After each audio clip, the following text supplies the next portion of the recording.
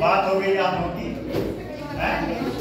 जब पंचायत में चार मिनट रुक जाते हैं।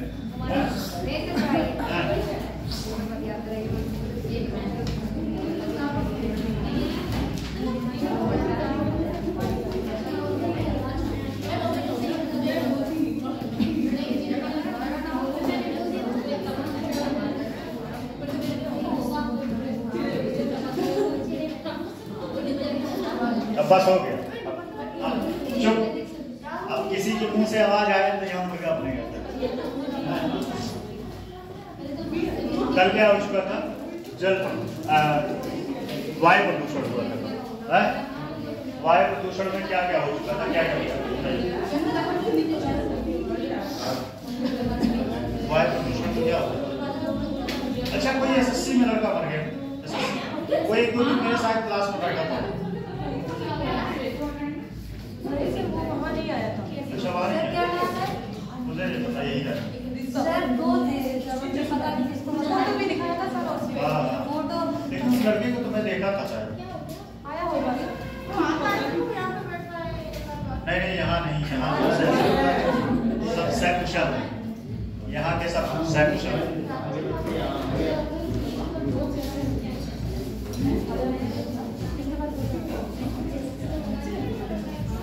चलिए बताइए, नेहा जी हो गया बात?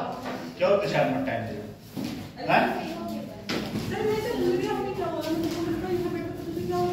नहीं, यहाँ सब सुरक्षित है, वो पूरे फुल का एसएससी उस शायद वो कुछ मैटर था, फैमिली मैटर, इसलिए प्रेशर हैंडल करना बहुत टफ होता है। तो सर पता नहीं कौन सा बता रहे हैं। जिस दिन मेरा लास्ट क्लास होगा उस दिन आप लोगों को बताएंगे प्रेशर को कैसे हैंडल किया जाता है। मैं खुद भी उस दौर से गुजर चुका हूँ। उस दिन आधा घंटा बकैती होगा, मतलब लिखिएगा, जीवन में काम आएगा, बहुत सारी बातें लिख लीजिएगा, जीवन में काम आएगा, हो सकता है हर तरफ से। चाहे वो रिलेशनशिप को लेके होगा, उस पर भी बात बताएंगे कैसे क्या आपको प्रेशर को कम करना है, चाहे पढ़ाई से रिलेटेड, चाहे स्वास्थ्य से रिलेटेड, इन तीनों पे बात करेंगे लास्ट क्लास में। चलिए, वायु प्रदूषण हो चुका था, बताइए वायु प्रदूषण में क्या क्या हुआ था और क्या क्या मैंने बताया था। पहली बात तो बताइए उसके स्रोत क्या है, यहाँ नोट्स नहीं रखना। स्रोत क्या क्या उसके स्रोत थे? शहरीकरण,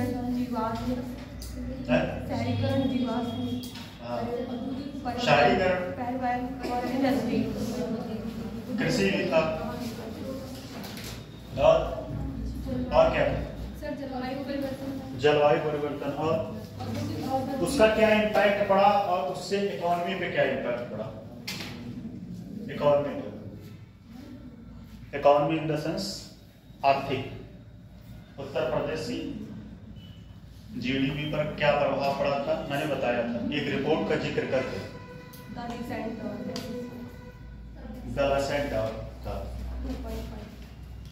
बताइए आप लोग, कल नहीं आए? चलिए आप बताएं, कितना बताया था? 2.15 जीडीपी का इम्पैक्ट था, ठीक है। इतना नुकसान होता है किससे, और मरने वालों की संख्या मैंने बताया था कि लगभग 50% से ज्यादा वायु प्रदूषण से किसी न किसी कारण से मरते हैं, ठीक है। वायु प्रदूषण एक बहुत बड़ी विकराल समस्या है, और आपको बताएं कि चाइना में एक शहर है शंघाई और बीजिंग, दोनों नाम सुनेंगे। वहाँ का एयर इतना पॉल्यूटेड हो गया था कि लोगों को एयर क्लीनर रखना मजबूर हो गए थे। एयर क्लीनर घर के अंदर अपने एयर क्लीनर रखते थे कि मतलब जो है अंदर का वातावरण शुद्ध रहे। और ये समस्या आने वाले समय में और भी बढ़ सकता है, कम नहीं होगा अगर आप लोग थोड़े से अपने संसाधनों पर। अभी आर्थिक सर्वे आया, पता है आर्थिक सर्वे में किस चीजों पे जिक्र किया गया, कोई देखा?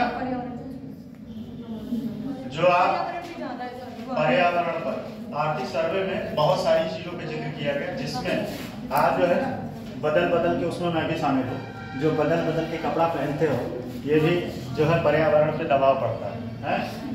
उसमें मैं भी शामिल हूँ। सारे लोग जो एक कपड़े में 2 से 3 दिन चला सकते हैं, चलाएं, ठीक है? नहीं तो उससे क्या होता है, पर्यावरण पे दबाव पड़ता है।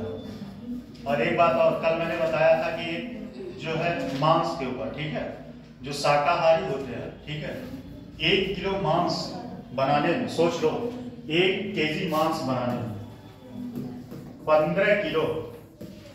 15 केजी उसका जो है हरे खाद या फिर कह सकते हैं पेड़ पौधे पत्तियों इतनी की जरूरत होती है, 15 केजी का, तब जाके 1 केजी मांस बनता है। सोच लो, और 1 केजी मांस रात भर में खा के किनारे, रात भर में बहुत सारे लोग ऐसे धुरंधर होंगे कि 1 केजी अकेले खा जाते हैं।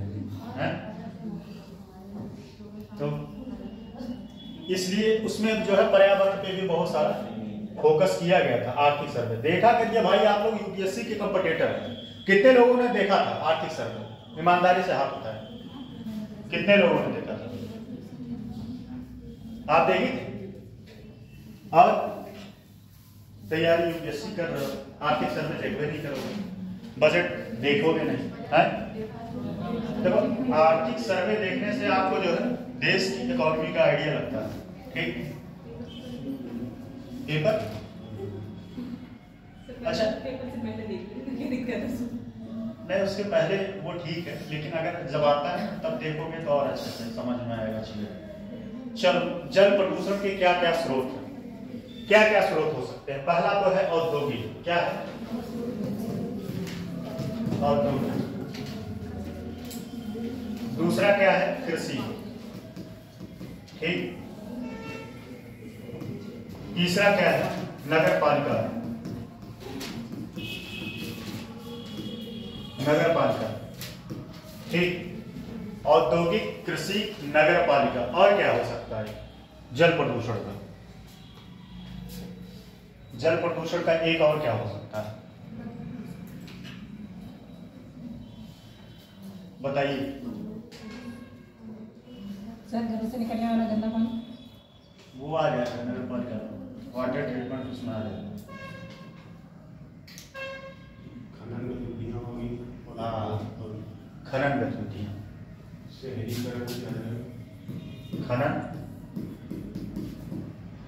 खनन गतिविधियां जो है ये इसी के अंदर लगभग सारे रहेंगे, ठीक है। एक शहरीकरण को भी ले सकते हैं, ठीक है, एक शहरीकरण को भी ले सकते हैं।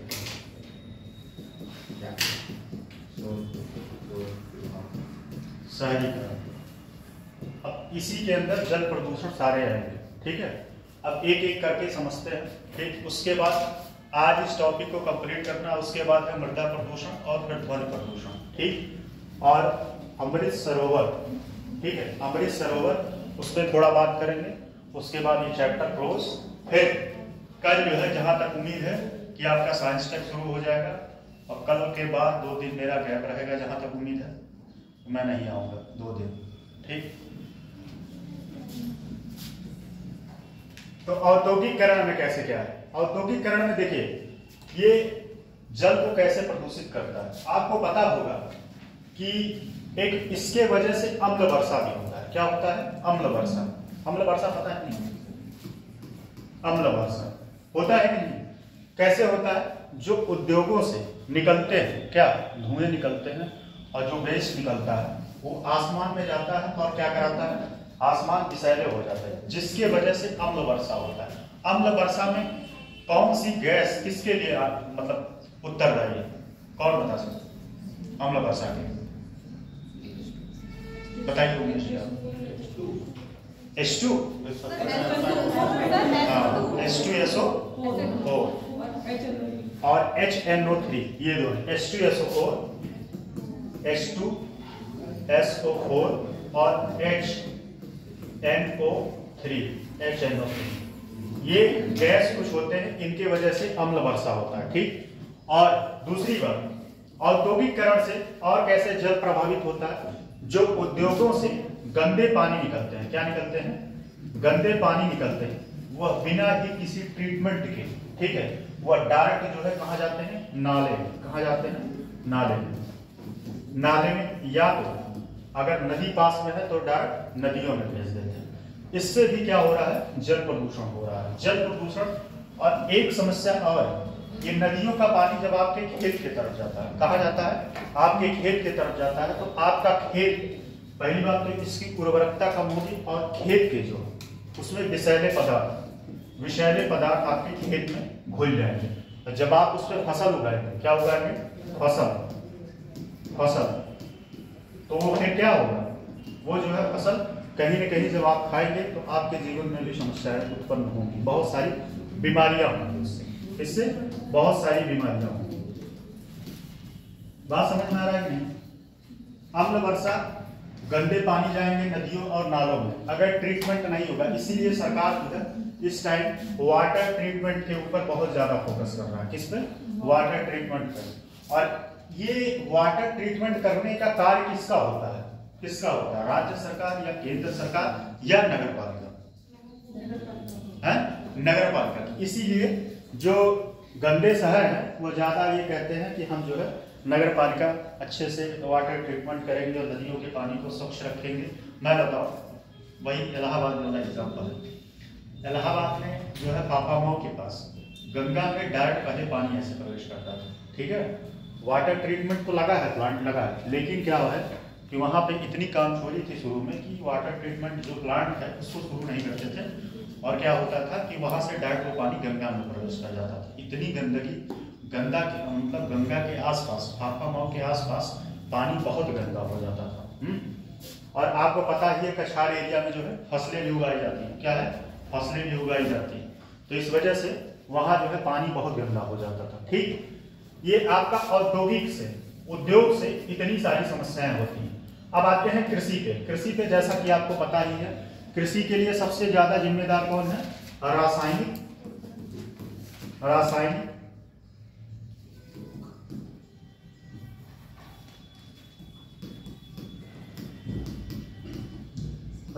उर्वरक। क्या है? उर्वरक इसके लिए जिम्मेदार है। क्यों जिम्मेदार है? क्यों जिम्मेदार है रासायनिक उर्वरक? बताइए। मृदा का जो पीएच मान नहीं होता है, सुने होंगे नहीं? मृदा का पीएच मान, ठीक, मृदा का पीएच मान बढ़ जाता है, ठीक है, मृदा का पीएच मान बढ़ जाता है।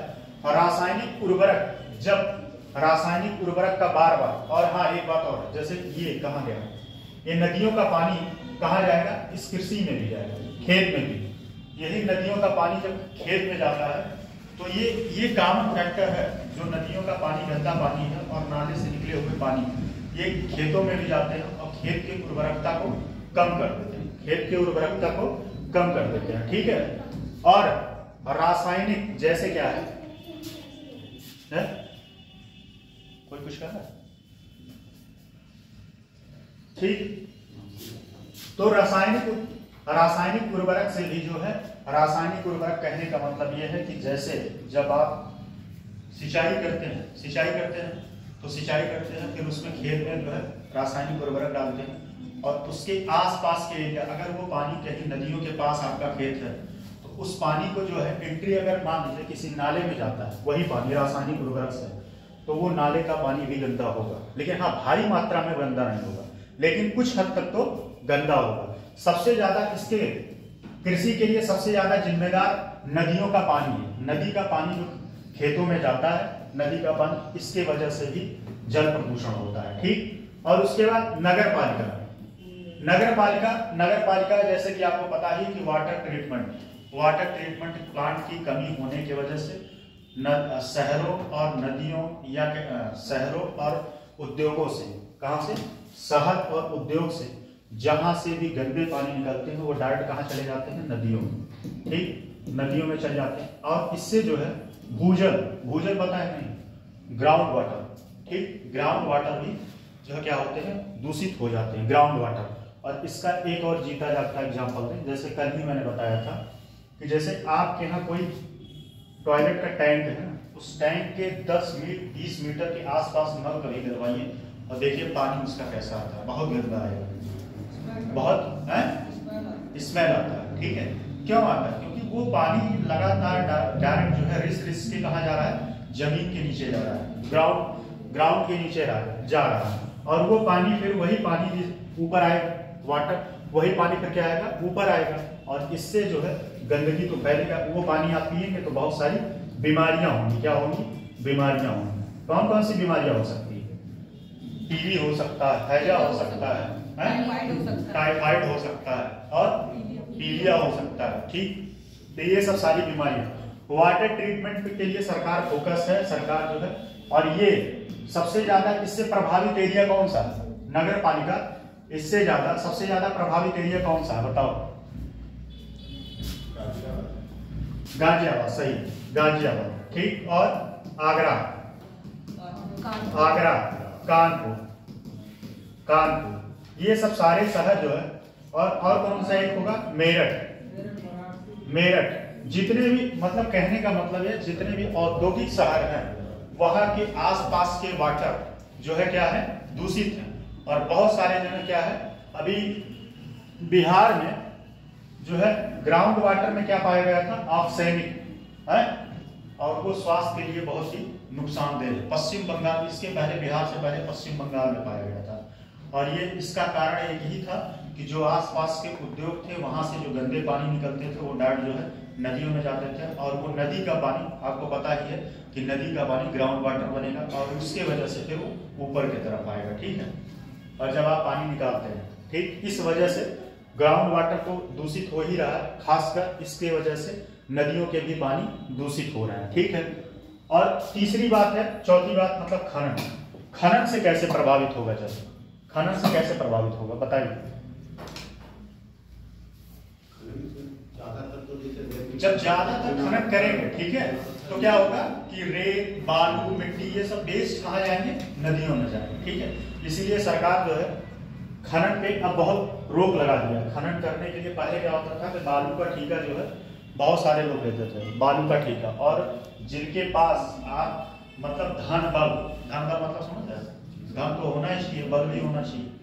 और एक बहुत बड़े नेता हुआ करते थे जो अब इस पृथ्वी पे नहीं रहे, उनका एक समय था कि उत्तर प्रदेश में पूरा उनके नाम पे बालू ठेका होता था, है, जो अब नहीं रहे दुर्भाग्य से, दुर्भाग्य कह लीजिए चाहे तो कह लीजिए।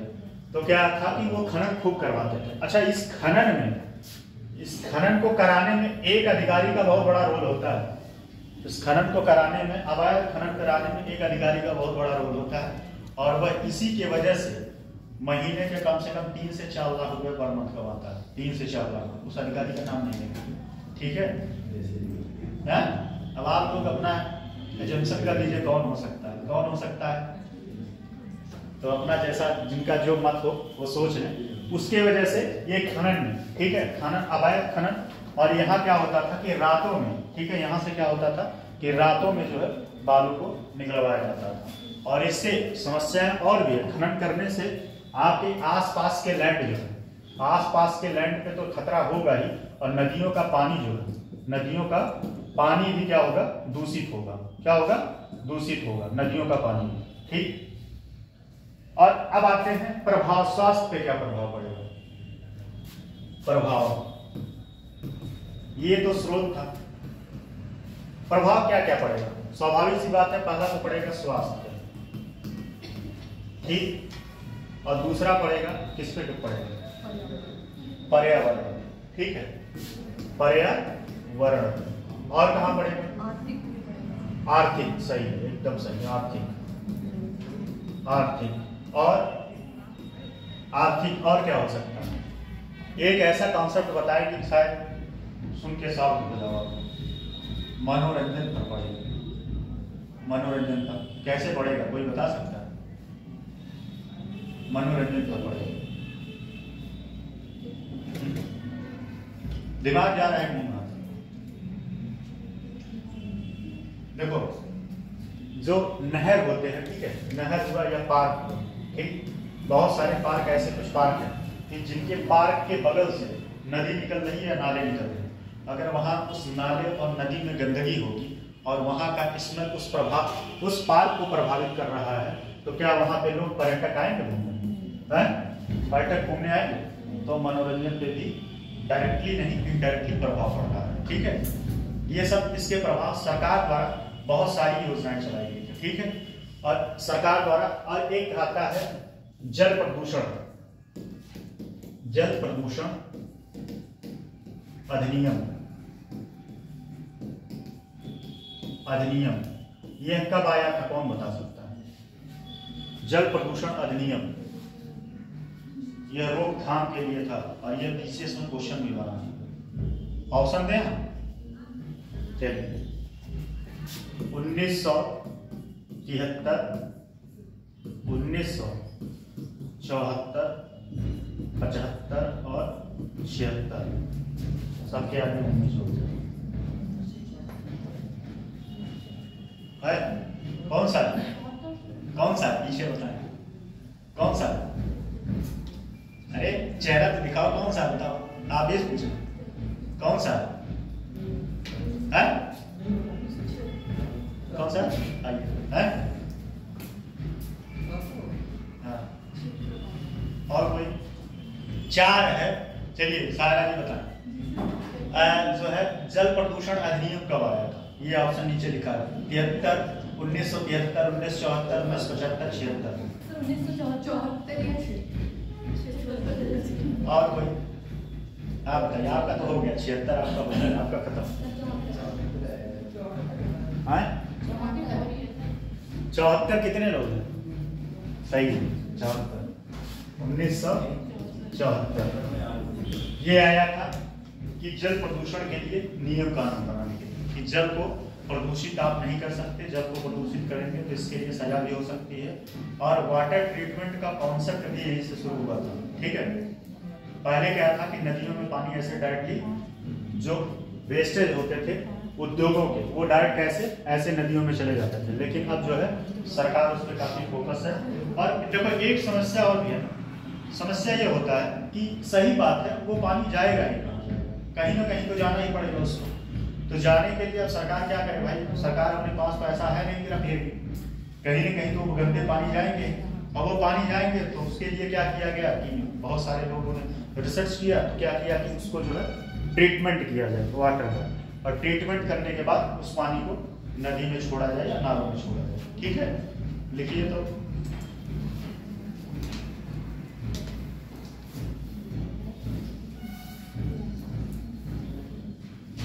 देखिए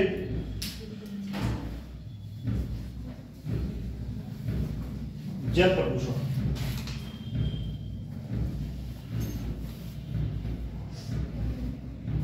अच्छा एक चीज बताओ,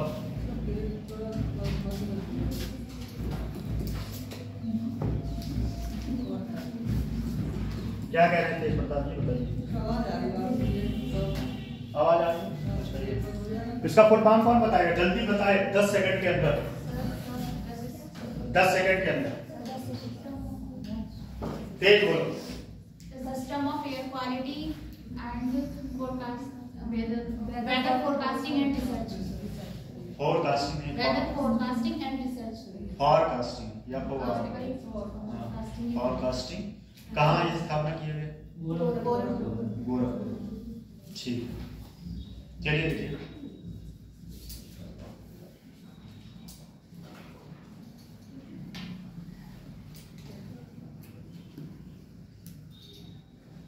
देखिए जल प्रदूषण लिखिएगा। नीति आयोग की, देखिएगा नीति आयोग की एक रिपोर्ट के अनुसार, नीति आयोग की एक रिपोर्ट के अनुसार, नीति आयोग की स्थापना कब हुआ था बताइए? हाँ कब हुआ था बताए थे? नीति आयोग का क्या कार्य था?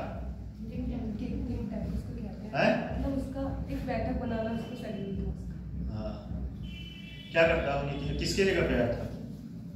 योजना बनाता है। योजना आयोग का स्थापना कब हुआ था बताए तो?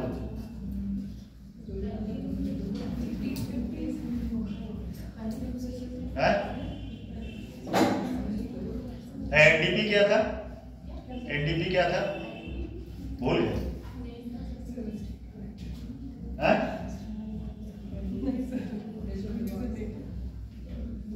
एनडीपी, जीडीपी और उसके बाद जीबीए, एनएनपी,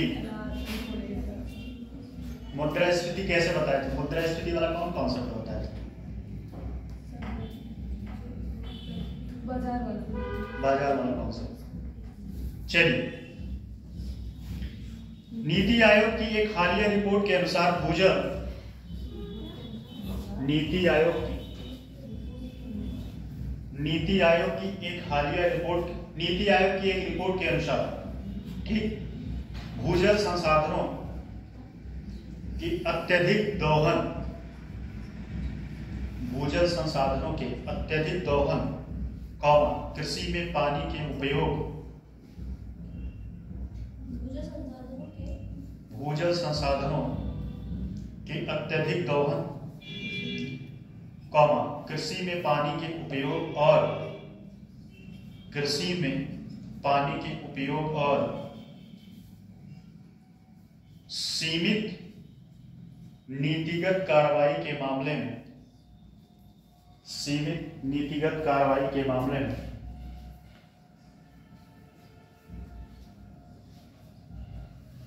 सीमित नीतिगत कार्रवाई के मामले में उत्तर प्रदेश की स्थिति खराब है। उत्तर प्रदेश की स्थिति खराब है। ठीक, अगला पॉइंट इसमें लिखेगा, जल प्रदूषण अधिनियम, जल प्रदूषण अधिनियम, जल प्रदूषण अधिनियम 1974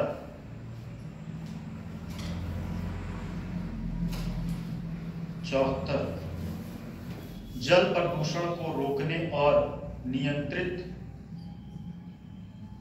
जल प्रदूषण को रोकने और नियंत्रित करके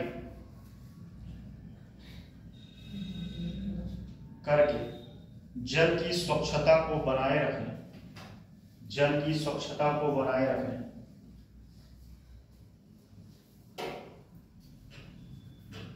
जल की स्वच्छता को बनाए रखने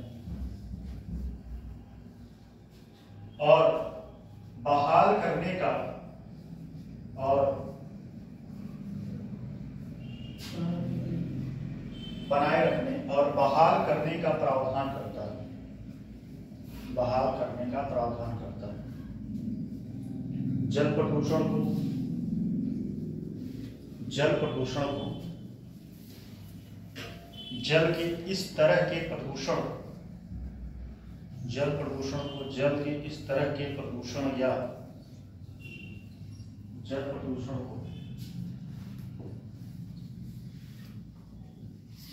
जल के इस तरह के प्रदूषण या जल के भौतिक, रासायनिक या जैविक, भौतिक, रासायनिक या जैविक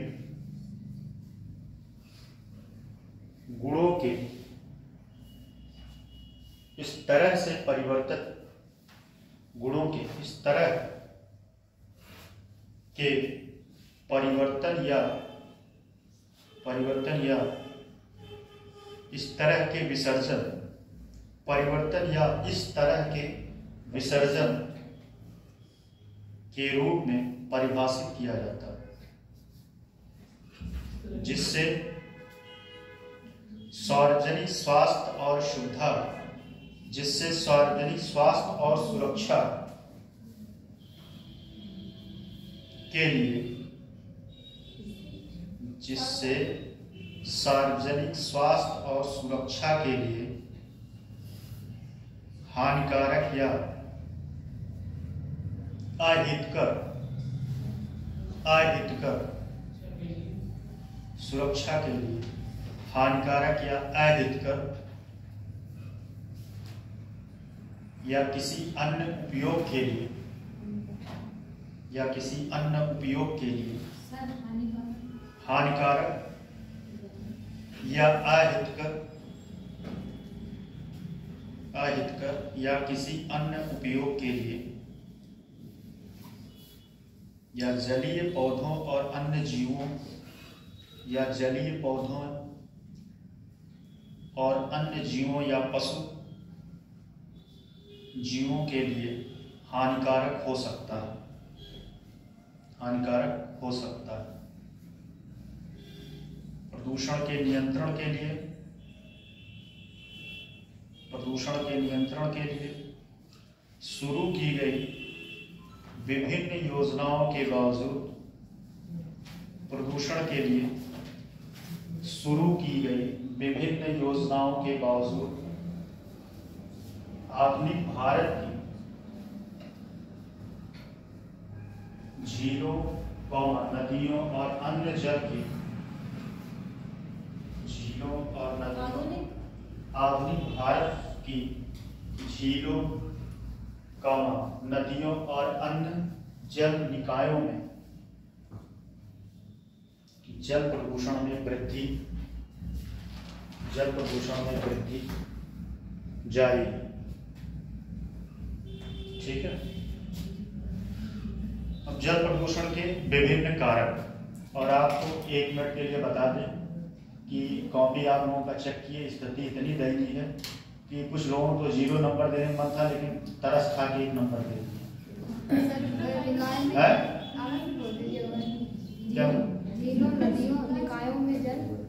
देख लीजिए बगल से, देख लीजिए, इनका भी छोड़ दीजिए सारे फिर से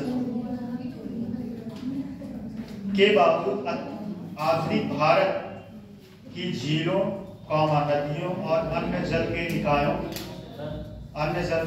में जल प्रदूषण में वृद्धि जारी है। हाँ, तो सुन लीजिए, बहुत सारे 10 नंबर तक कोई नहीं पाया। सोच लो कितने शर्म की बात है। 100 नंबर का टेस्ट था और पूरा क्लास 10 नंबर नहीं पाया। 10 नंबर नहीं पाया। सोच लो आप कैसे आप लोगों का निकलेगा, भगवान ही जाने। अगर थोड़ा बहुत आप प्रयास अच्छा किए थे, बीच में छोड़ दिए। तेज प्रताप का कॉपी अच्छी थी, लिख फ्लो में बढ़िया रहे थे, लेकिन क्वेश्चन ये सही से नहीं किए। 2 ही 3 क्वेश्चन किए। एक क्वेश्चन तो आपने अच्छा लिखा था, उसमें नंबर भी दिए। और ऐसे ऐसे कुछ कापियां थी कि जो 2 लाइन 3 लाइन लिख के उसके बाद छोड़ दिए। अब मन तो था कि 0 दे दे, फिर हम कह जाने छोड़। जिसपे एक भी नंबर नहीं देने लायक था, उसपे भी आधा नंबर दे दिया। और स्थिति यह है कि पूरा क्लास जितना सारे लोग टेस्ट दिए थे, कोई भी 10 नंबर नहीं पहुंचा। कोई भी व्यक्ति 10 नंबर नहीं पहुंचा। अब ये स्थिति है कि पता है टेस्ट हुआ था, आए। अच्छा, आपका उस टाइम एग्जाम चल रहा था और कुछ लोग तो क्वेश्चन कुछ और है, लिखे कुछ और जा रहे हैं। जो मन में आया लिखते जा रहे हैं। बस अगर कुछ भी लिखे होते तो नंबर में देता, लेकिन बहुत सारे लोग ऐसे हैं, 1 क्वेश्चन लिखे, 2 क्वेश्चन लिखे। क्वेश्चन टोटल कितना था?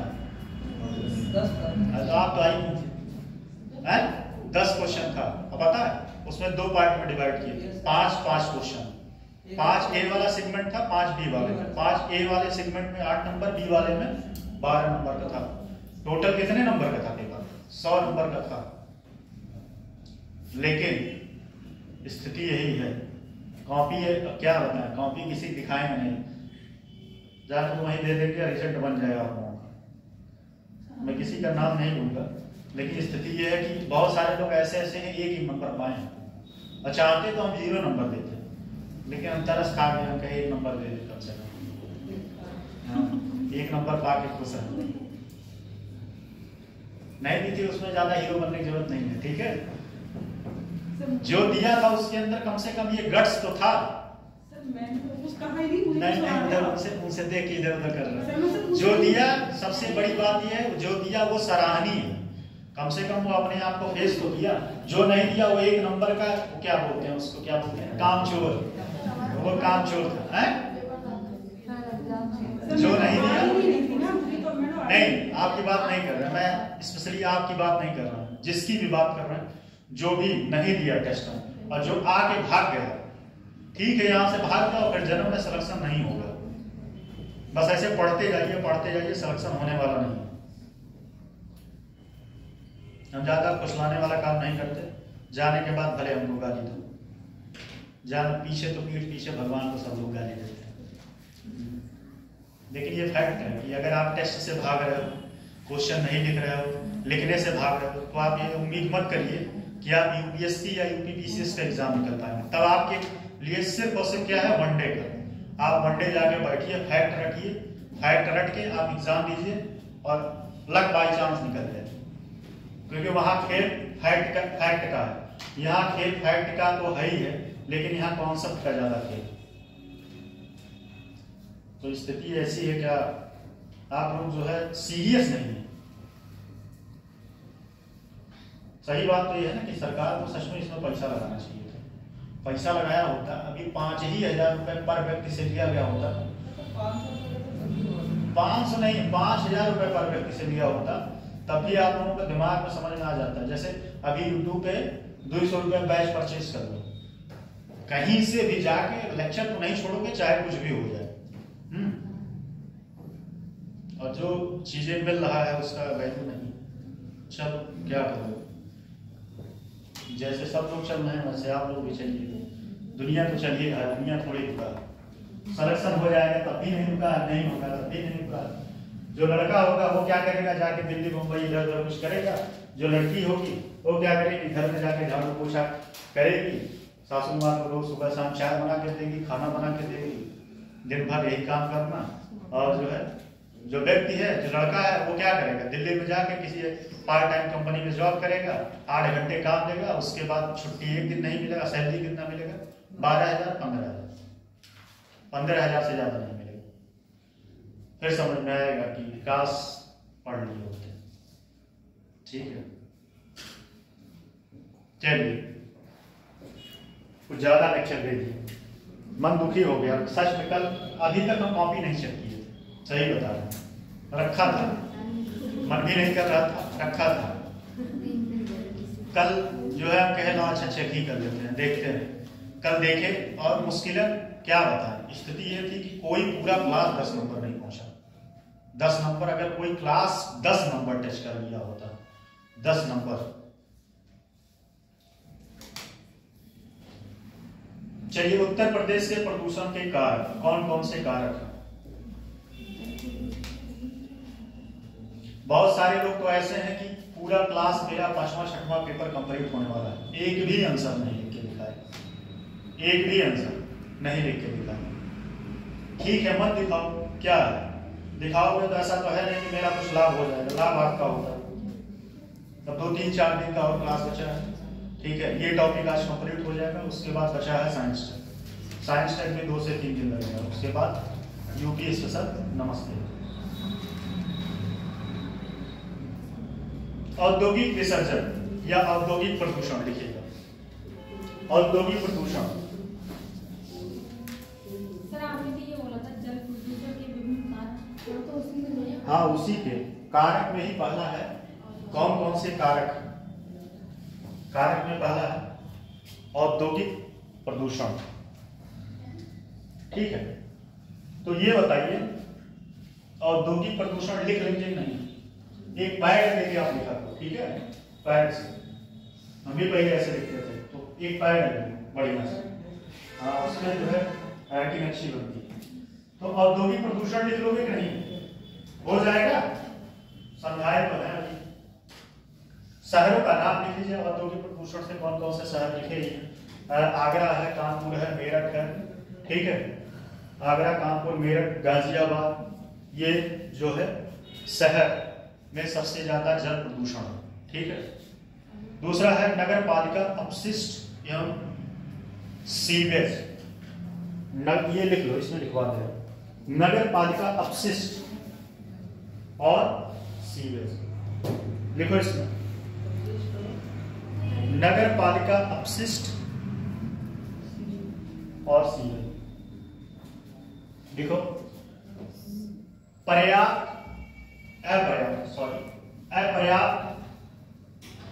सीवेज उपचार सुविधाएं, सीवेज उपचार सुविधाएं और नगर निगम के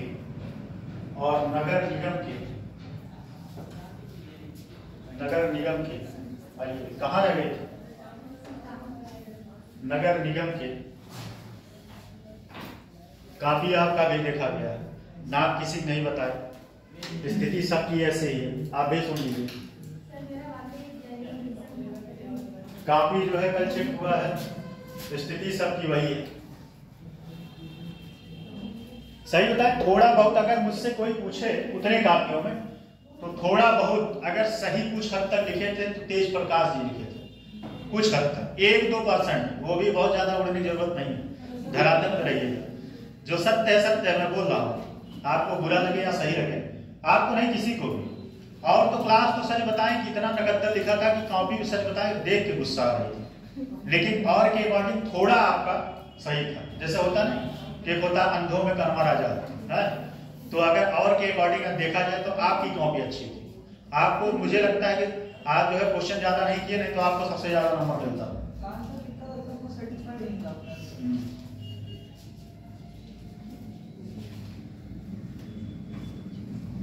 अपर्याप्त सीवेज, उपचार सुविधाएं और नगर निगम के कचरे का अनुचित निपटान जल प्रदूषण के लिए महत्वपूर्ण योगदान करता है। जल प्रदूषण के लिए महत्वपूर्ण योगदान करता है। और उत्तर प्रदेश के कई कस्बों और शहरों में, उत्तर प्रदेश के कई कस्बों और शहरों में उपचार के लिए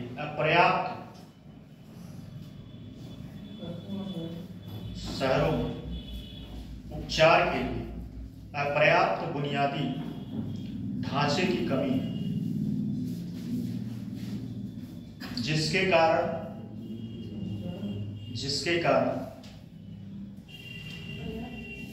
कारण अनौपचारिक या आंशिक रूप से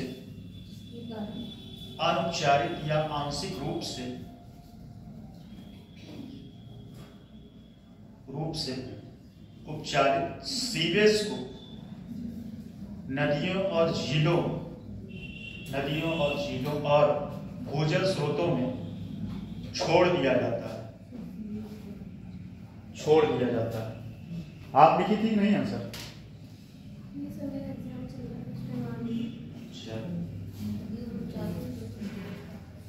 सीवेज को नदियों और झीलों, भूजल स्रोतों में छोड़ दिया जाता है। ठीक, अगला है कृषि अपवाह। छोड़िए, इसको आप लिख लीजिएगा, हेडिंग डाल दीजिए कृषि अपवाह। दूसरा है खनन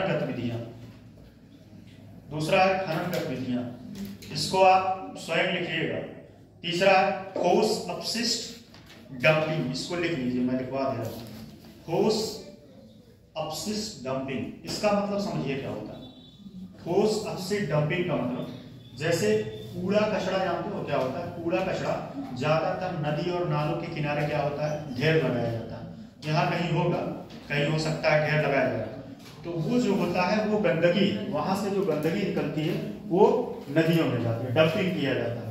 तो नदियों में वहां से जो है रासायनिक केमिकल वाले पदार्थ वो नदियों में जाके मिल जाते हैं, और उससे क्या होता है, जमीन मतलब जल प्रदूषित होता है।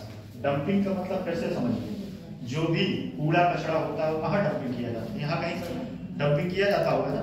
अच्छा, इसको करने के पीछे और भी कारण है। जैसे नदियों को पाटने का भी काम किया जाता है। जैसे मान लीजिए कोई तालाब है, ठीक, तालाब में मिट्टी तो ऐसे डाल नहीं सकते, मिट्टी डालेंगे तो डालते रहिए, जल्दी होगा। उसमें क्या करते हैं, पहले कूड़ा कचरा जितना होता है वहां पे डंप करते हैं।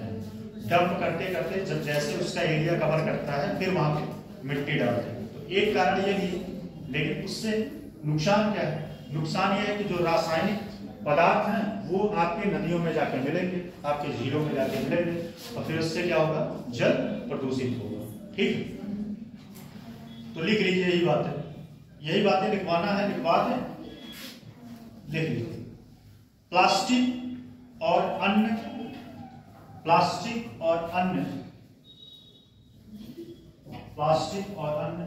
गैर बायोडिग्रेडेबल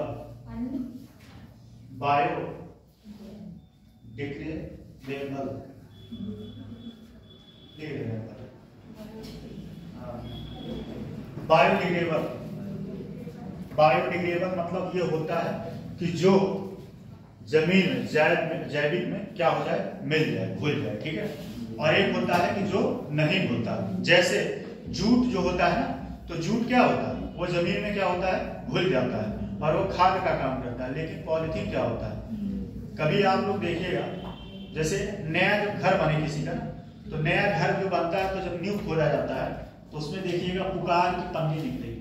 कभी निकला है कि नहीं किसी का, है? सोचो, पुकार की पन्नी और भी जो भी पॉलिथीन हो, छोटे छोटे गुटके जो निकलते हैं जमीन के अंदर जो पड़े रहते हैं, सोचो कि कितने कितने सालों से वो ऐसे कैसे पड़े रहते हैं। पुकार खाते हैं कोई लोग, आप पुकार जानते नहीं?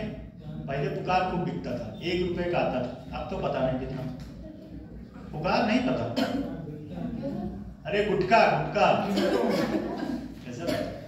जैसे कभी देखिए ना, जिसका घर नया घर बने ना, तो जहां नींव खोदा जाता है वहां से पॉलिथीन बहुत सारे निकलते हैं।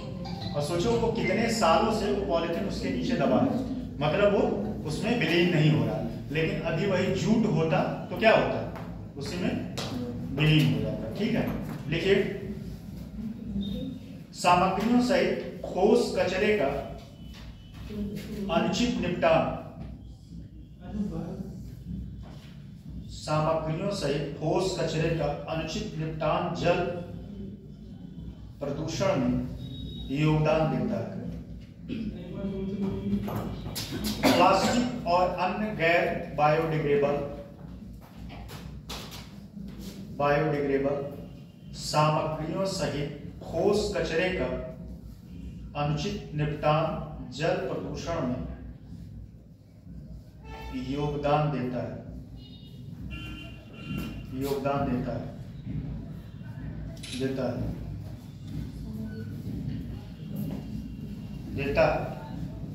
जब ठोस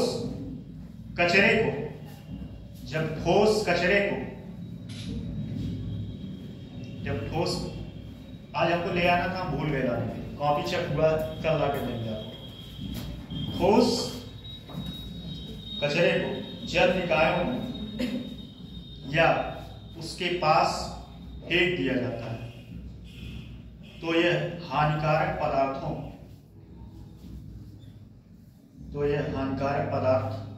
पदार्थों से निकलने वाले रासायनिक केमिकल या पदार्थ नदी और नालों में निकलने वाले रासायनिक पदार्थ नदी या नालों में क्या हो, हानिकारक पदार्थ नदी या नालों में जाकर मिल जाता, जिसके कारण जल प्रदूषण होता है। ठीक है, अगला है शहरीकरण और निर्माण। शहरीकरण से कैसे क्या प्रभावित होता है जल प्रदूषण, कैसे होगा बताओ कोई लोग? शहरीकरण से कैसे प्रभावित होगा जल प्रदूषण, बताइए, अपना कॉमन सेंस लगाओ, बताइए, नेहा जी आप बताएं, शहरीकरण से कैसे प्रभावित हो?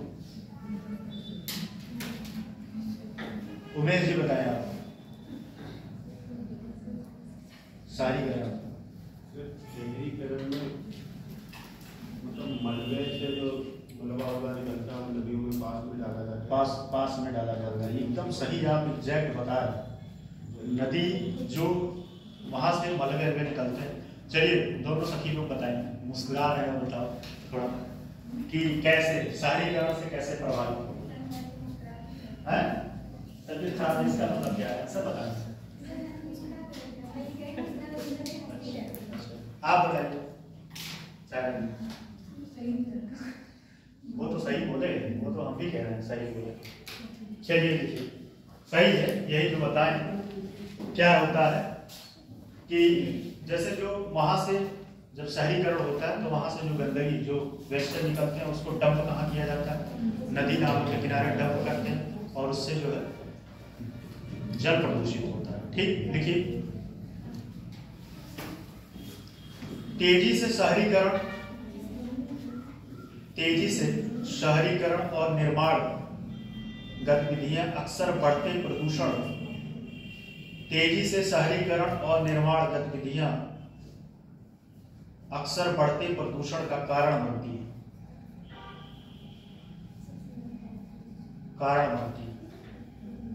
शहरी क्षेत्रों में जल निकायों में शहरी क्षेत्रों में जल निकायों में निर्माण अपशिष्ट कॉमा मलबे और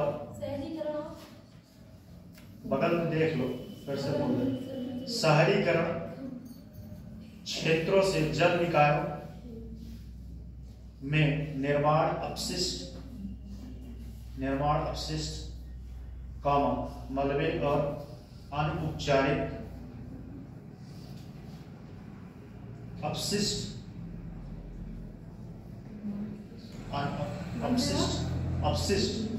मलबे और अनुपचारित अपशिष्ट जिसको ट्रीटमेंट ना किया जाए, ठीक, अपशिष्ट को नदी और नालों में डंपिंग कर दिया जाता है। नदी और नालों के किनारे डंपिंग कर दिया जाता है, ठीक। तो ये कारण थे। अब इसका प्रभाव देखिए क्या कहाँ था। तो पहला तो है स्वास्थ्य पर सबसे ज्यादा प्रभाव पड़ता है, क्योंकि आपको पता है कि गंदे पानी पीने से क्या होता है, बहुत सारी बीमारियां होती हैं, ठीक है, बहुत सारी बीमारियां होती हैं। अच्छा एक बात बताएं, बहुत सारे देश ऐसे हैं मजबूर हो गए हैं गंदे पानी पीने के, क्योंकि वहाँ पे ग्राउंड वाटर स्वच्छ रह ही नहीं है, मजबूरी है, या तो फिर वो पानी को बॉयल करके पिए। अच्छा यहाँ का पानी का लेवल क्या है, तराई एरिया है, पानी सही है कि नहीं, पानी सही है। यहाँ हम लोग भी बिना आरओ वाला पीते हैं, वैसे डायरेक्ट मोटर से जो सप्लाई करता है, सप्लाई नहीं समर से होता है। तो पहला तो प्रभाव इसका हो गया स्वास्थ्य पर, ठीक है, ठीक। दूसरा प्रभाव क्या होगा, आर्थिक प्रभाव होगा, ठीक है, इसको आप लोगों के लिए छोड़ दीजिए। स्वास्थ्य प्रभाव, आर्थिक पर प्रभाव पड़ेगा। और तीसरा है आर्थिक में, लिख लीजिएगा, आर्थिक में संपत्ति का नुकसान होगा। संपत्ति का नुकसान कैसे होगा, आर्थिक में संपत्तियों का कैसे नुकसान होगा, अम्ल वर्षा होता है, अम्ल वर्षा होगा तो क्या होगा, बिल्डिंगें क्षरित होंगी, ठीक है, और उससे जो है काफी सारा नुकसान होगा। तो ये सब सारे चीज थे जो जल प्रदूषण से संबंधित था, और इसी को पलट के आप सुझाव भी दे सकते हैं कि इन चीजों को रोका जाए तो जल प्रदूषण को रोका जा सकता है, ठीक है। चाहे आप लिख सकते हैं अपशिष्ट जल उपचार, जैसे कि सुझाव में लिख लो अपशिष्ट जल उपचार, अपशिष्ट जल उपचार। सुझाव में क्या है कि जैसे आप पानी को क्या करें, जो है जल को क्या करें, उपचार करें, वाटर ट्रीटमेंट करें,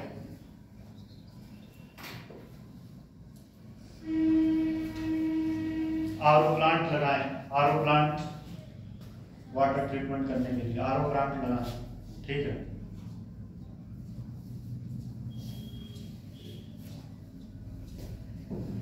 रासायनिक पदार्थों का कम यूज करें, रासायनिक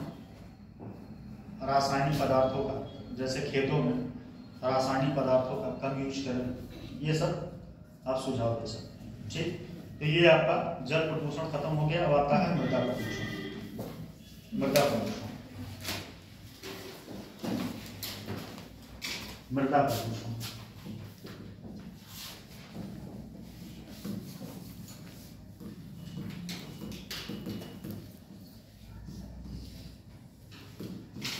मृदा प्रदूषण में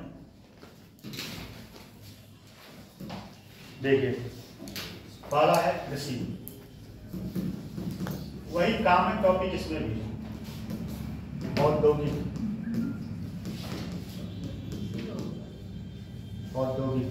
ठीक, शहरीकरण,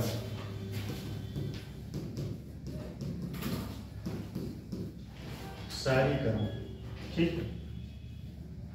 ये इसके मेन की फैक्टर, ठीक, ये इसके स्रोत है, ठीक है। तो जैसा कि कृषि आपको पहले ही बताया कि मृदा प्रदूषण कैसे हो रहा है, कैसे हो रहा है, हाँ, लगातार आप जो है रासायनिक उर्वरकों का प्रयोग कर रहे हैं, जिससे मृदा का जो है, मृदा में पीएच मान बढ़ रहा है, और पीएच मान बढ़ने की वजह से क्या हो रहा है, उसकी उर्वरक क्षमता कम होती जा रही है। इसके लिए करना क्या चाहिए, फसल चक्र को करना चाहिए। फसल चक्र में क्या होता है बताया तो क्या है? खीरा होता है और हाँ, ये वहाँ दूसरा कॉन्सेप्ट था इकोनॉमिक्स वाला, उसमें क्या होता है फसल खीरा चक्र? होता है और ककड़ी होती है। हाँ, दूध होता एक है, फसल को बैठाने के बाद दूसरा। हाँ, हरी सब्जियां, ये अलग कॉन्सेप्ट था। आप बताएं फसल चक्र।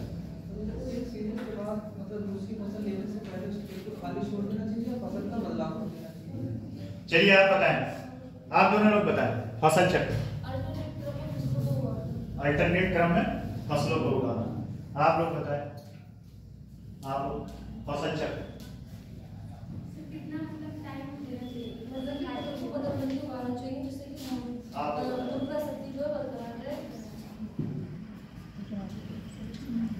सही है, जिन सारे लोगों ने सही बताया कि या तो ये भी कर सकते हैं कि आप एक दो फसल के, जैसे एक फसल मान लो गेहूं का पैदा किए, ठीक, आप उसको 1-2 साल के लिए रोक सकते हो, या अल्टरनेट करें, गेहूं बैठाने के बाद आप धान की खेती मत करिए, उसमें कोई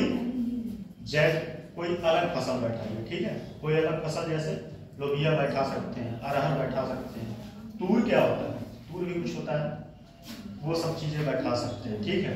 तो इस हाँ, उससे क्या होगा, तो आप कृषि की उर्वरक क्षमता को बनाए रख सकते हैं। अगर इस तरीके से क्या होगा, आज बहुत शांत बैठे, चेहरे पे शांत जो है ठीक नहीं लगता, टेंशन है, किसी बात का टेंशन जीवन में बताइए, टेंशन में कुछ लग रहा है, खुले मन से पढ़े यार।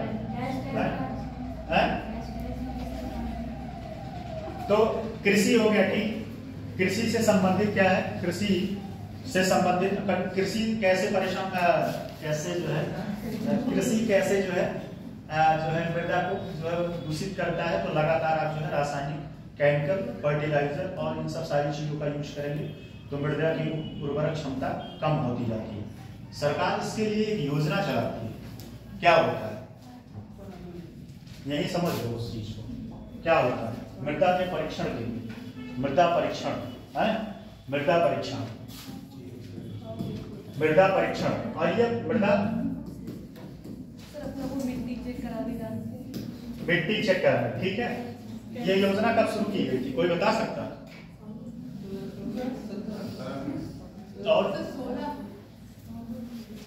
और कोई ऑप्शन है? चलिए 2014, 2015, 2016, 2017 15 कौन होगा? सही है, वहां उसने बताए थे 2015, ठीक। मृदा परीक्षण के लिए 2015 आप, और एक बात और, मृदा परीक्षण कितने आप पता चले हर साल ले जा सकते हो? नहीं, कितने साल? नहीं, 3 साल। एक बार जैसे आप, और ये आपके ब्लॉक स्तर पर होता है, लैब होता है, ठीक है, और वहां पे कृषि वैज्ञानिक होते हैं। कृषि वैज्ञानिक आपको ट्राई करना चाहिए था, MSc करना चाहिए था, ये चीज सच बता रहे हैं, बहुत स्कोप है। मेरा एक दोस्त था हॉर्टिकल्चर इंस्पेक्टर है, MSc किया है और बहुत स्कोप है, और फ्री फंड नौकरी मिला था उसको। हाँ, कैंप लगवाती, सही है। तो इसमें क्या है, जो किसान होते हैं वो अपने खेत की मिट्टी को ले जाते हैं प्रयोगशाला में, लैब में, और वहां क्या होता है मिट्टी का परीक्षण करते हैं कि इस मिट्टी में क्या ज्यादा है और क्या कम है, और कम है तो उसमें कौन सी खाद मिलाई जाए कि इसकी उर्वरक क्षमता बढ़ जाए, ठीक है। सही बता रहे हैं, आपको ट्राई करना चाहिए था सच में, कि MSc करना चाहिए, ये गलती की आप। तो मृदा परीक्षण ये 2015 में शुरू किया गया था। कब किया गया था? 2015 में। इससे जो है आप अपने मृदा को जो जमीन की उर्वरकता है उसको क्या कर सकते हैं, उसको जो है मृदा को उर्वरकता बढ़ा सकते हैं।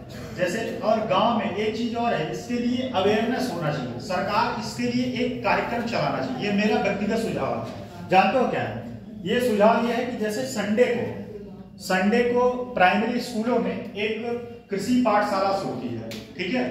संडे को स्कूलों में कृषि पाठशाला शुरू की जाए, और किसान तो ऐसे आएंगे नहीं, उसके लिए उनको लालच देना पड़ेगा। और लालच क्या है कि आइए 2 समोसा और 1 चाय। 2 समोसा और चाय मिलेगा। जितने सत्यार खलिहर बैठे हैं सब जाके 2 समोसा।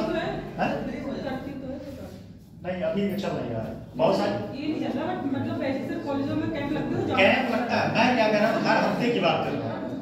हर हफ्ते सुनिए, ये सुझाव मेरा है कि हर हफ्ते में प्राइमरी स्कूलों में जब ऑफ रहता है तो वहां एक किसी कृषि विशेषज्ञ को बुलाया जाए, चाहे वो क्लास का स्टूडेंट हो जिसको अच्छे से नॉलेज हो, वो जाके वहां प्रेजेंटेशन दे, या कोई साइंटिस्ट तो आएगा नहीं। तो इसके लिए ये छोड़ देना चाहिए किसके ऊपर, जो कॉलेज में पढ़ रहे हैं, एमएससी कर रहे हैं या बीएससी कर रहे हैं, उनको टॉपिक दिया जाए कि भाई देखो तुम्हारा ये टॉपिक है, इस दिन तुम्हें जाके ये लेक्चर देना है और किसानों को ये चीज के बारे में अवेयर कराना है, ठीक है, कि आप अपने खेतों में क्या क्या यूज करें, ठीक। और उसके लिए पहली बात तो लालच देना पड़ेगा, ठीक है, और बिना लालच के कोई आएगा नहीं। तो उसके लिए करना ये चाहिए, अरे अलग से थोड़ा सा फंडिंग कर लो, बस और क्या है कि अलग से आप 2 समोसा और 1 चाय की व्यवस्था कराइए, खुशी खुशी सब जाएंगे। और वहां ज्यादा देर नहीं, 1.5 घंटे का रखिए, 2 घंटे का, और उसमें उन लोगों को बताइए कि आप कॉमर्शियल खेती कैसे कर सकते हैं। कहाँ गया कर कॉमर्शियल खेती कैसे कर सकती है, ठीक है, आप कॉमर्शियल खेती कैसे कर सकते हैं, कॉमर्शियल खेती करने से आपको क्या क्या फायदा है, ठीक है, क्या क्या नुकसान है। इस नियम को लागू करने से आप मिट्टी की उर्वरकता को बचा सकते हैं, ठीक है। दूसरा है औद्योगिक से पता ही है कि मिट्टी की उर्वरकता सिंपल सी बात है कि यहाँ से जो वेस्टेज निकलते हैं नदियों के रास्ते और वो जाते हैं खेतों में, और खेतों में जाने की वजह से वो क्या होते हैं, वहां का जमीन की उर्वरकता कम हो जाती है, ठीक। जैसा कि मैंने पहले ही बताया, शहरीकरण में क्या मृदा का योगदान, ये इससे कैसे प्रभावित हो रहा है, मृदा इससे कैसे प्रभावित हो रहा है, शहरीकरण कैसे हो रहा है।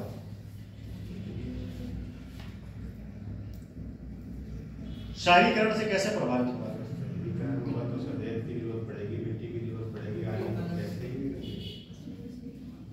रेट, हाँ सही कह रहे हैं आप। और कैसे प्रभावित होगा,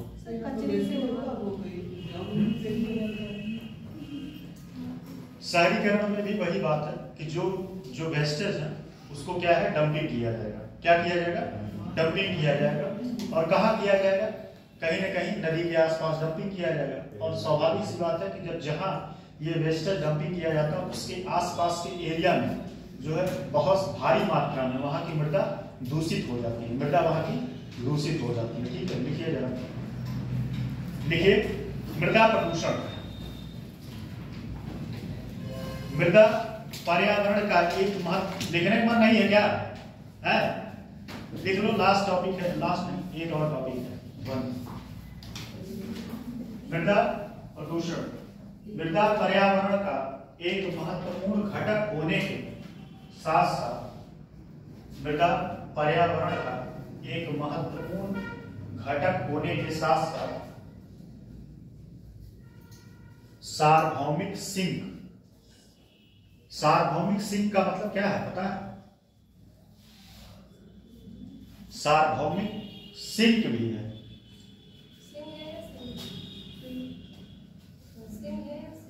नहीं सार्वभौमिक सिंक, ठीक। सार्वभौमिक सिंक का मतलब क्या होगा, आइए बढ़िए, सार्वभौमिक सिंक,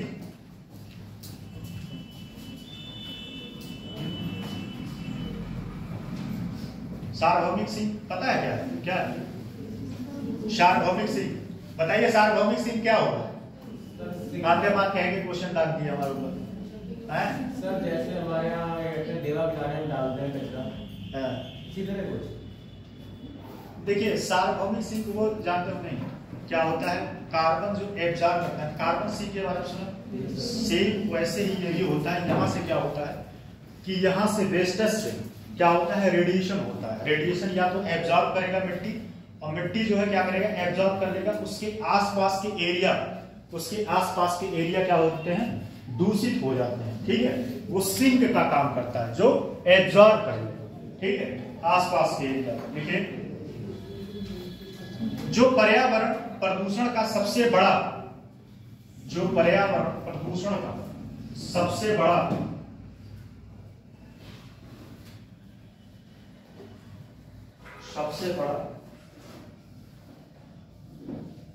बोझ उठाती है। आप दोनों लोग आप गायब थे बहुत दिन से, क्या हुआ था?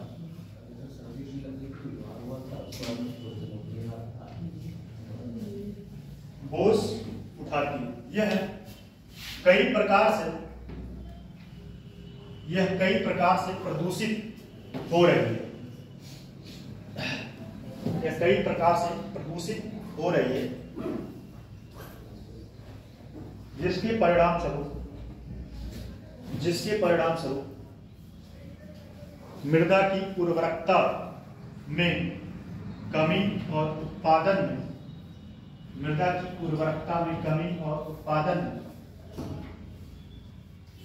गिरावट देखी जा रही है।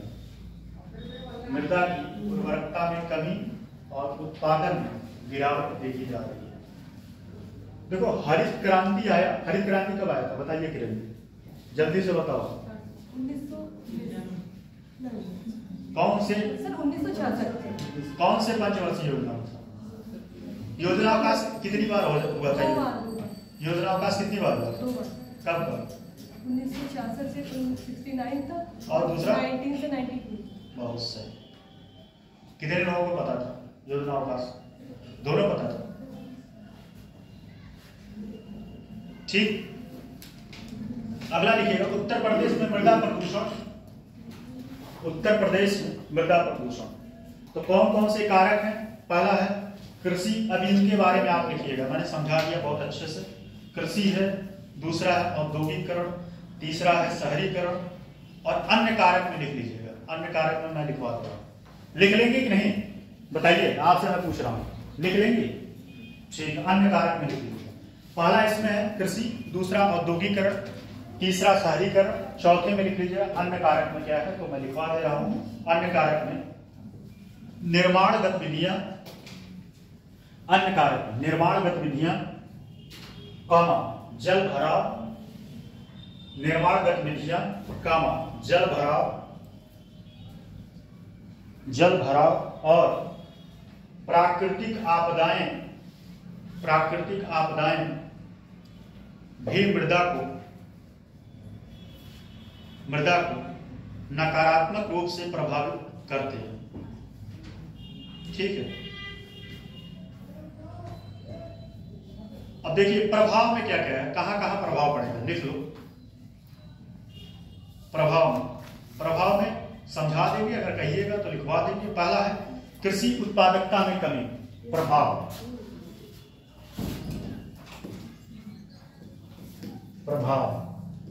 कृषि उत्पादकता में कमी। ठीक, कृषि उत्पादकता में कमी, ठीक है।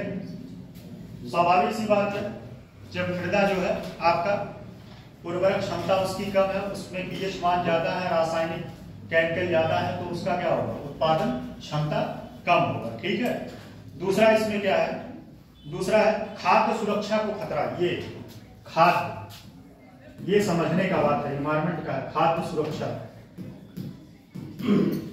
सुरक्षा को खतरा।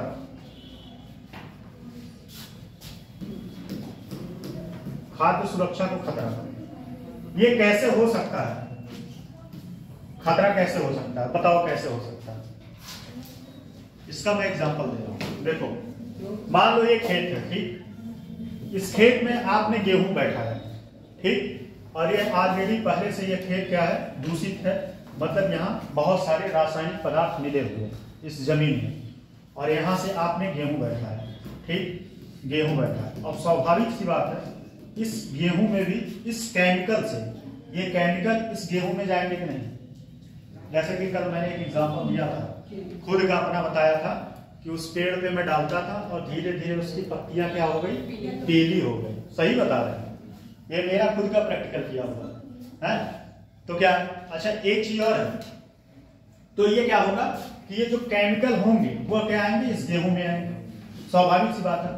और इस गेहूं को क्या कर रहे हैं, आप लोग खा रहे हैं, ठीक, और आप खा रहे हैं, तो फिर क्या होगा, कहीं ना कहीं वो बीमारियां आपके शरीर में एंट्री करेगा। इसलिए आप लोगों के लिए सख्त हिदायत है, मेरा बताना काम है, आप तीनों लोगों के लिए। आप तो नहीं खाते, आप खाते हो नॉनवेज? नहीं खाते आप? आप खाती हैं? तो आप अच्छी बात है। तो इसमें कहने का मतलब यह है कि जो भी नॉनवेज खाते हैं उनके अंदर बीमारी आने का सबसे प्रबल कारण होता है, प्रबल हो सकता है, बीमारी आने की प्रबल चांस है। जैसे आप लोग मान लीजिए, फॉर एग्जाम्पल समझा रहे हैं, जैसे मान लीजिए किसी जानवर में बीमारी, बड़ी बीमारियां हो जाती हैं, कैंसर हो जाता है लोगों को, तो डॉक्टर सजेशन देता है मटन खाने के लिए, तो फिर हाँ उसी बात आप कहीं से भी ले सकते हैं। प्रोटीन के लिए होता है जो उनके बातों को मैं आ रहा हूँ, ठीक है, उनके बातों को आ रहे हैं। आप खा ही, मैंने आपके खाने पे नहीं क्वेश्चन रखा, मैं चीजें बता रहा हूँ। देखो आपको पता होगा कि एक जापान में एक बीमारी आई थी। कौन सी बीमारी आई थी पता है? कौन सी बीमारी आई थी बताइए भरत? किसकी वजह से आई थी? पारा। पारा क्यों आया था? पारा की वजह से मछली। और मछली कौन खाया था? जापान। अब बताओ ये बीमारी, और बताए, और एक एग्जांपल दे। मैं खाने की बात नहीं कर रहा हूँ भाई, मैं किसी के अधिकार को थोड़ी रोक रहा हूँ। मैं किसी खाने के लिए थोड़ी रोक रहा हूँ भाई। स्वतंत्र है वो व्यक्ति खाने के लिए कुछ भी। मैं बता रहा हूँ कि आने वाले फ्यूचर में बीमारी हो सकती है, ठीक है। और आप आर्थिक सर्वे पढ़िए, देखिए मेरा कहने का ऐसा कोई उद्देश्य नहीं था, ठीक, मेरे किसी के भावनाओं को आहत पहुंचाने का कोई उद्देश्य नहीं। अगर किसी के भावनाओं को आहत पहुंचा हो तो उसके लिए डिबेट सिर्फ इंडिया में रहती है, यूरोप में वो उत्पादन नहीं होता तो वो मांस ही खाते हैं। डिबेट सिर्फ इंडिया में है, फॉरेन में आपको हर जगह नहीं। उसके लिए कारण है, जैसे कि आप ये डिपेंड करता है वहां का क्लाइमेट कैसा है। यहाँ आप सब्जी उत्पादन कर सकते हैं, ठीक है, लेकिन आप किसी ठंडे प्रदेश में जाए तो वहां क्या सब्जी उत्पादित कर पाएंगे? वहां खाना मांस आपकी मजबूरी है, क्योंकि अगर आप मांस और दारू नहीं पीते तो उस क्लाइमेट में आप अपने आप को सर्वाइव नहीं कर पाएंगे। तो डिपेंड करता है कि क्लाइमेट कैसा है, ठीक है। तो खाद्य सुरक्षा को खतरा, इस पे इतना डिबेट हो गया। दूसरा, जल संसाधनों का प्रदूषण, ठीक। आर्टिकल जितने भी हैं मैं सारे आर्टिकल का सम्मान करता हूँ, ठीक है। मेरा किसी के व्यक्तिगत भावनाओं से आहत करने का कोई उद्देश्य नहीं है। जल संसाधनों का प्रदूषण, ठीक। दूसरा और अगला लिखिए, जैव विविधता पर प्रभाव, लिखिए जैव विविधता पर प्रभाव।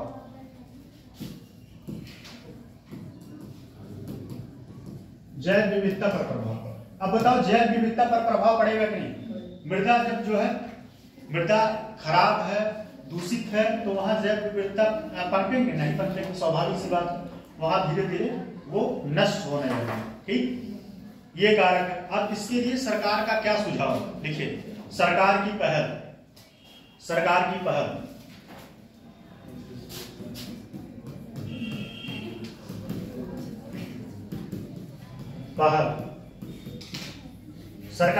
पहला तो यही है, लिख लो इसको, सरकार की पहल। उत्तर प्रदेश मृदा और जल संरक्षण अधिनियम 1996, उत्तर प्रदेश मृदा और जल संरक्षण अधिनियम 1996, 1996। उत्तर प्रदेश मृदा और जल संरक्षण अधिनियम 1996, ठीक। एक इसके तहत, ठीक है, इसके तहत लिख लो इसमें 2 लाइन। यह अधिनियम मिट्टी की, यह अधिनियम मिट्टी और जल के, यह अधिनियम मिट्टी और जल के क्षरण के लिए भूमि और जल संसाधनों के उपयोग के, भूमि और जल संसाधनों के उपयोग के नियमन का प्रावधान करता है, नियमन का प्रावधान करता है, ठीक है। दूसरा, राष्ट्रीय मृदा, दूसरा इसमें लिखेगा सुझाव, राष्ट्रीय मृदा स्वास्थ्य कार्ड, राष्ट्रीय मृदा स्वास्थ्य कार्ड योजना, मृदा परीक्षण वही, राष्ट्रीय मृदा स्वास्थ्य कार्ड योजना, ठीक। फिर तीसरा है इसमें, अगला लिखिएगा, जैविक खेती, जैविक खेती को बढ़ावा देना, जैविक खेती को बढ़ावा देंगे तो उससे क्या होगा, मृदा की उर्वरक क्षमता बढ़ेगी। और उत्तर प्रदेश में बताइएगा सबसे पहले जैविक खेती कहाँ की गई थी, किस उत्तर प्रदेश में। हम कहें भाई उत्तर प्रदेश में सिक्किम काम में जाएंगे।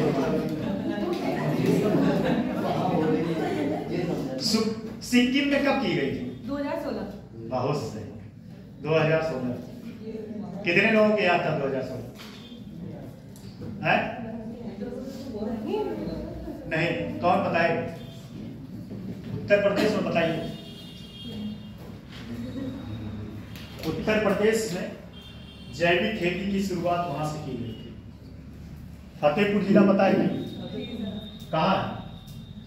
कानपुर और प्रयागराज के बीच में, वहां पे जैविक खेती की गई थी। ठीक, तो मिट्टी की उर्वरकता को बचाने के लिए जैविक खेती करना है। ठीक है, दूसरा पॉइंट इसमें लिख लीजिएगा, सिंचाई। सिंचाई के लिए मतलब क्या है, सिंचाई में समझिएगा कि जो नदियों से पानी आ रहा है, ठीक है, नदियों से पानी आए, ट्रीटमेंट होके आए खेतों में तो ठीक है। अदरवाइज सिंचाई के लिए जैसे ग्राउंड वाटर आप निकालते हैं उससे सिंचाई करेंगे तो उससे जो है आपके खेत की उर्वरकता बनी रहेगी। लेकिन इससे एक समस्या है कि जो है ग्राउंड वाटर धीरे धीरे कम हो जाएगा। और आपको पता ही है कि भारत में सबसे ज्यादा जो है सिंचित फसलें पैदा की जाती हैं और इससे यहाँ से अदर देशों में भेजा भी जाता है। ठीक है, ठीक, तो ये सब सारे प्रावधान थे। और एक और लिख लीजिएगा,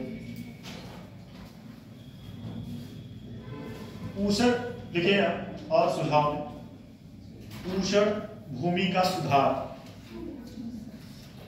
ऊषर भूमि का सुधार, ऊषर भूमि वही है जिसमें उर्वरकता सुझाव।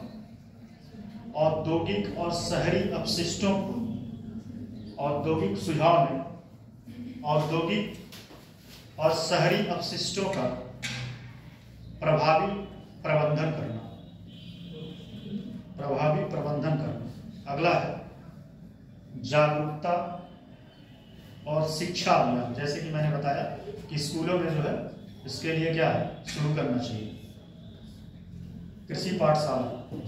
तो क्या है इसमें, जागरूकता और शिक्षा अभियान। ठीक, इसका निष्कर्ष लिख लीजिएगा। मृदा प्रदूषण, मृदा प्रदूषण उत्तर प्रदेश के लिए एक गंभीर, मृदा प्रदूषण उत्तर प्रदेश के लिए एक गंभीर समस्या है। मृदा प्रदूषण उत्तर प्रदेश के लिए एक गंभीर समस्या है जिसके समाधान के लिए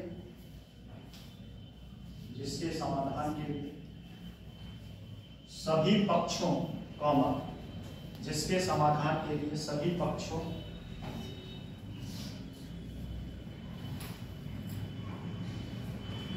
जिसमें सरकार किसान, उद्योग और जिसमें सरकार किसान, उद्योग और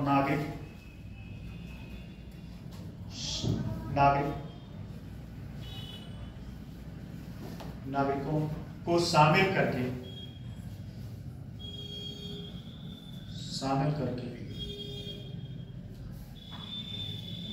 एक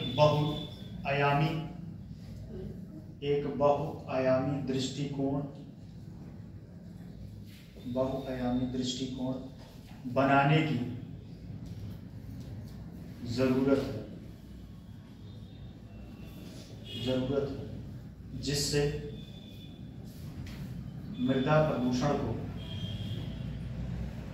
रोका जा सके। तो ये हो गया आपका। अगला है ध्वनि प्रदूषण।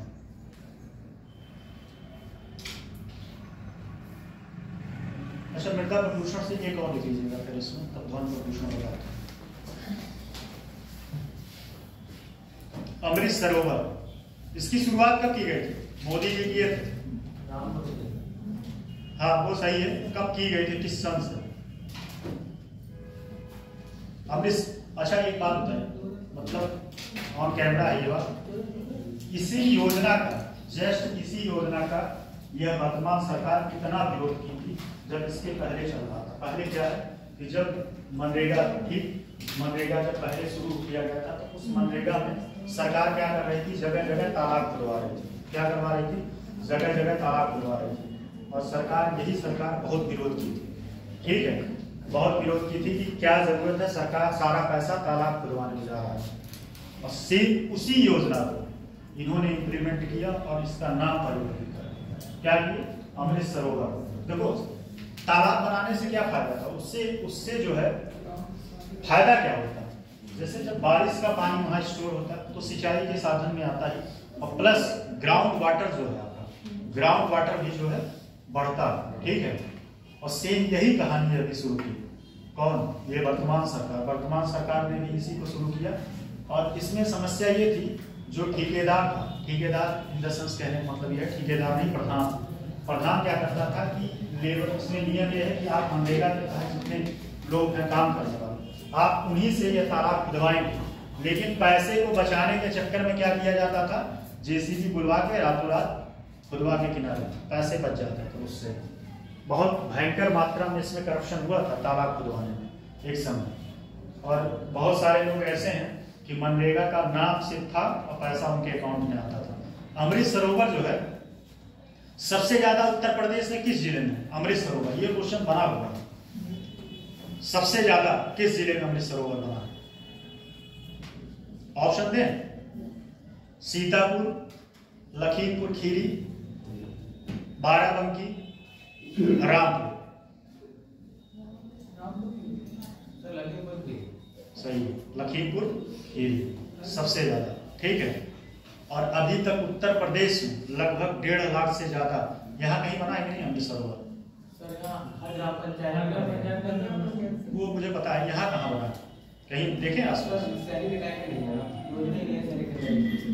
तो देखिए अमृत सरोवर जो है, सुन लीजिए, इसको लिखने की जरूरत नहीं। अमृत सरोवर यह जो है शुरुआत किए थे, मोदी जी घोषणा किए थे 22 अप्रैल 2022 को। 22 अप्रैल 2022 को लाल किले से इसकी घोषणा की थी 75वें गणतंत्र दिवस के अवसर पर। उस टाइम लाल किले से इन्होंने घोषणा किया था सन 2022 में, ठीक है।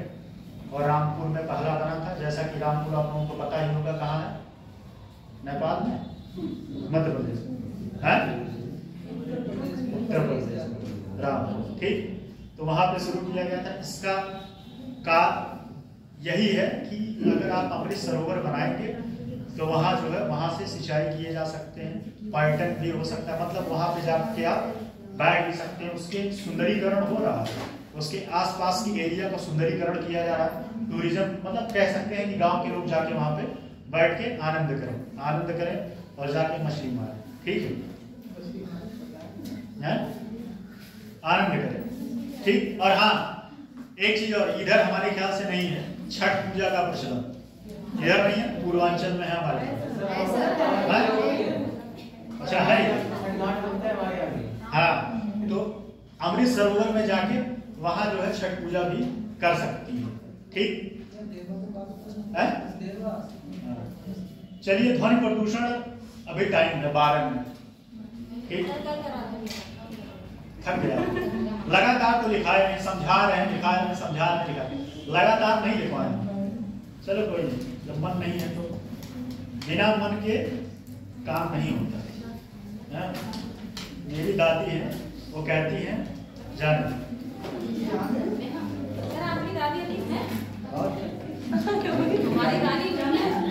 मेरी दादी गवर्नमेंट पेंशनर है।